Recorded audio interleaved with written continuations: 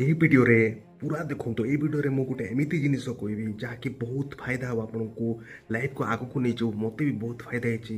ଏହି video skip କଲେ ଆପଣ ସେ ଫାଇଦା ଉଠାଇ ପାରିବେନି। ବହୁତ 20-30 ବର୍ଷ ପରେ ମୁଁ ଏହା ଜାଣିପାରିଲି। ମୋଟିଭେସନ୍ ଗୋଟେ ଟ୍ରାପ୍ ଅଟେ। ଯେତେ ବି ଆପଣ ମୋଟିଭେସନାଲ୍ ଭିଡ଼ିଓ ଦେଖିବେ ଲାଇଫ୍ ଚେଞ୍ଜ କରିବା ପାଇଁ, ସେହି ଭିଡ଼ିଓ ସବୁ ଦେଖି ଦେଖି ଆପଣ କେତେ ଟାଇମ୍ ପରେ ପାଗଳ ହେଇଯିବେ। ଆପଣଙ୍କୁ ଲାଗିବ କି ମୁଁ ସବୁକିଛି ଲାଇଫ୍ରେ ପାଇଯିବି, ସବୁକିଛି ଶିଖିଲିଣି, କିଛି ଗୋଟେ ଏକ୍ସନ୍ ନେଉଛି, ମୋ ବିଷୟରେ ପରିବର୍ତ୍ତନ ଆସୁଛି। ଷ୍ଟାର୍ଟିଂ ଫେଜ୍ରେ ଭଲ ଲାଗିବ, କିନ୍ତୁ ଯଦି ତା'ର ଏଡ଼ିକ୍ଟେଡ଼୍ ହେଇଯିବେ ତ ଆପଣ ଏକ୍ସନ୍ଠୁ ଦୂରରେ ପଳାଇବେ, କାମ କରିବାଠୁ ଦୂରରେ ପଳାଇବେ।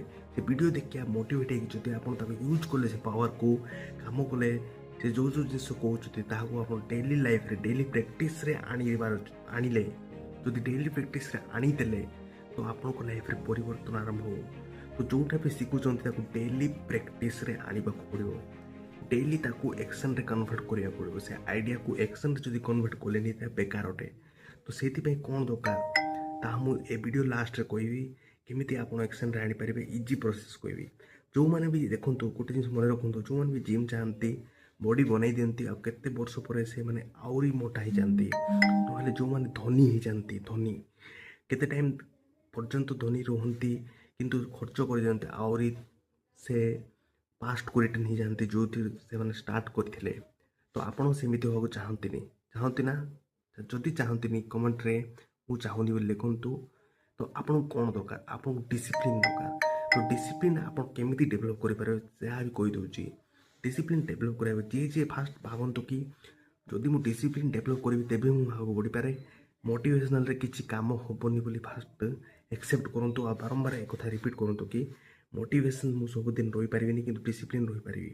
ଡିସିପ୍ଲିନ୍ରେ ବହୁତ ଫାଇଦା ଅଛି, ମୋଟିଭେସନ୍ରେ ଏସବୁ ନୁକସାନ ହେବ। ଫାଷ୍ଟ ନିଜକୁ ବାରମ୍ବାର କୁହନ୍ତୁ। ସେକେଣ୍ଡ, ଯିଏ ବି ଡିସିପ୍ଲିନ୍ରେ କାମ କରୁଛନ୍ତି ତାଙ୍କ ସହିତ ମିଶନ୍ତୁ।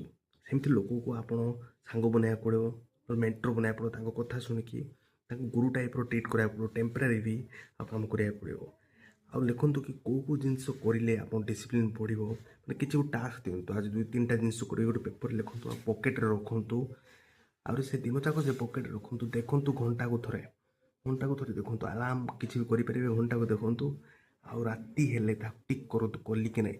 ଗୋଟେ ଜିନିଷ 2ଟା ଜିନିଷ କରନ୍ତୁ। ଧୀରେ ଧୀରେ ଦେଖିବେ ଡିସିପ୍ଲିନ୍ ଡେଭଲପ୍ ହେବ ଆଉ ଆପଣ ସକ୍ସେସଫୁଲ୍ ହେଇପାରିବେ। ଏଇ ଭିଡ଼ିଓ ଯଦି ଭଲ ଲାଗିଲା ତ ଆପଣଙ୍କ ଇଚ୍ଛା ସେୟାର, ଲାଇକ୍, କମେଣ୍ଟ କରିପାରିବେ। ନ କଲେ ବି ଚଳିବ। ଭଲ ଲାଗିଲେ ସବସ୍କ୍ରାଇବ୍ କରିପାରିବେ, ନ କଲେ ବି ଚଳିବ। ଏଇଟା ଆପଣଙ୍କ ଉପରେ ରହୁଛି।